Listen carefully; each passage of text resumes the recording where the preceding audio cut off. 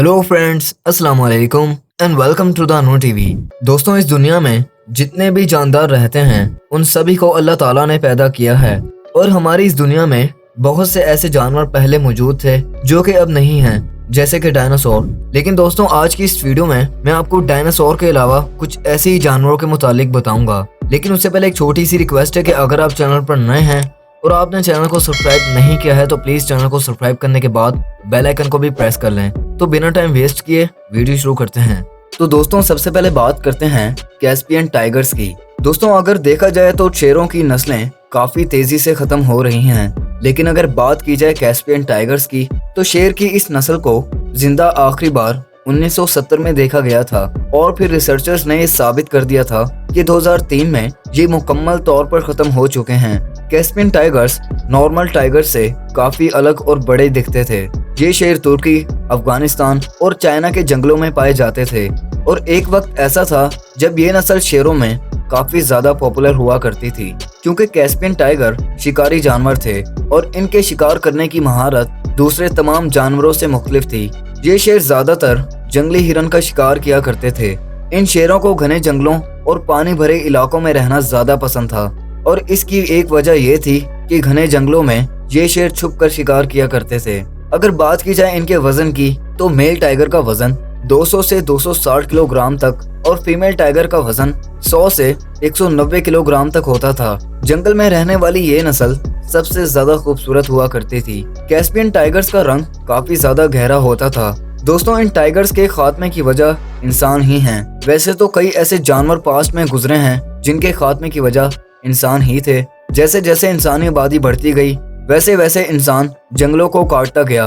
इंसान ने अपना घर बनाने के लिए कई जानवरों के घरों को उजाड़ दिया, जिसकी वजह से कई जानवरों का वजूद इस दुनिया से मुकम्मल तौर पर खत्म हो गया। ऑक्सफोर्ड यूनिवर्सिटी की एक रिसर्च के मुताबिक आज के मौजूदा सर्बियन टाइगर्स में कैस्पियन टाइगर्स का डीएनए पाया जाता है। और अब बात करते हैं मार्सुपियल लाइन पाउच की।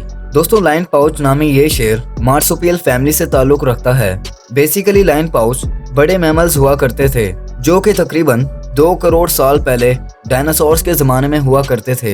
ये शेर भी बाकी शिकारियों की तरह ही काफी ज्यादा खतरनाक थे। ये शेर ज्यादातर ऑस्ट्रेलिया में पाए जाते थे। इनका वजन 130 किलोग्राम तक होता था। चूँकि ये ऑस्ट्रेलिया में रहते थे तो ये ज्यादातर कैंगरूज और बियर्स का शिकार किया करते थे। दोस्तों, ऑस्ट्रेलिया को द कंट्री ऑफ कैंगरूज भी कहा जाता है, लेकिन बाकी शेरों के मुकाबले में इनकी रफ्तार काफी ज्यादा कम थी। इस वजह से अक्सर शिकार इनके हाथ से भाग जाता था। लायन पाउच काफी भारी शिकारी थे। अगर कोई इनके पंजे में आकर फंस जाता था तो उसका जिंदा बचना तकरीबन नामुमकिन ही होता था।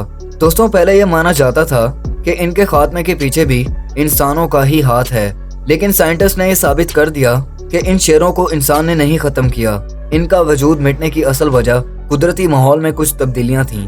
वक्त गुजरने के साथ साथ इनके माहौल में काफी तब्दीलियां हुई जो कि इन शेरों के लिए काफी ज्यादा नुकसानदेह साबित हुई और तकरीबन 40 लाख साल पहले इनका इस दुनिया से वजूद ही मिट गया था। और अब बात करते हैं फेब्रोमस पैटरसोनी की। दोस्तों, फेब्रोमस पैटरसोनी नामी ये जानवर आज से 80 लाख साल पहले ही इस दुनिया से खत्म हो गए थे। ये जानवर भी मैमल्स में ही शुमार किए जाते हैं। इन जानवरों को पहले जमाने के चूहे भी कहा जाता है, क्योंकि उस वक्त के चूहे, छिपकली और दीगर कीड़े मकोड़े काफी ज्यादा बड़े होते थे। इन चूहों का साइज काफी ज्यादा बड़ा होता था और इनका वजन 700 किलोग्राम तक होता था। दोस्तों, आपको ये जानकर हैरत होगी कि ये इतने बड़े चूहे शिकारी नहीं थे, लेकिन खतरा महसूस होने पर ये अपने दांतों से किसी को भी मार सकते थे। अपने आप को जिंदा रखने के लिए ये चूहे जमीन पर उगने वाले पेड़ पौधे वगैरह खाते थे। ये जानवर ज्यादातर नदी किनारे रहना पसंद करते थे, क्योंकि नदी किनारे इनको अपनी खुराक इजीली मिल जाती थी। चूँकि दोस्तों, ये जानवर पानी में रहना पसंद करते थे तो इन्हें मगरमच्छों से काफी ज्यादा खतरा होता था और रिसर्चर्स का ये कहना है कि शायद इनका वजूद मिटने में भी मगरमच्छों का ही हाथ हो।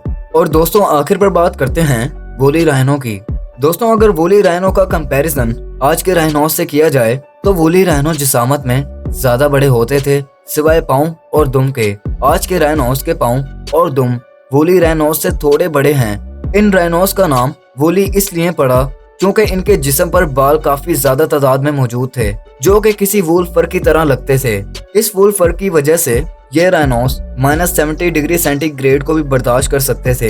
वूली राइनोस की बैकबोन ऊपर की तरफ थोड़ी सी उभरी हुई होती थी। इनके सर पर काफी मजबूत 2 सींग भी होते थे। एक सींग बड़ा होता था और दूसरा सींग छोटा। वूली राइनो सिर्फ घास घूस वगैरह खाकर ही अपना गुजारा किया करते थे। ये मैमल्स पूरे यूरोप कंट्रीज में पाए जाते थे, लेकिन इनके स्केलेटन कई एशियन कंट्रीज में भी मिले हैं। एक नॉर्मल वूली राइनो का वजन 2000 से 2800 किलोग्राम और लंबाई 10 से 12 फीट तक होती थी। आज से तकरीबन 10,000 साल पहले ही इनका वजूद खत्म हो गया था और इनका वजूद मिटने की असल वजह माहौल में कुछ तब्दीलियां थीं जिनको इनकी नस्ल बर्दाश्त ना कर पाई। तो दोस्तों, ये थे कुछ ऐसे जानवर जो कि पास्ट में सरवाइव किया करते थे। आज के लिए बस इतना ही। वीडियो पसंद आए तो वीडियो को लाइक करना मत भूलें। चैनल को सब्सक्राइब करने के बाद बेल आइकन को भी प्रेस कर लें। तो मिलते हैं आपसे अगली वीडियो में। तब तक के लिए अपना और अपने घर वालों का बेहद ख्याल रखें। अल्लाह हाफिज।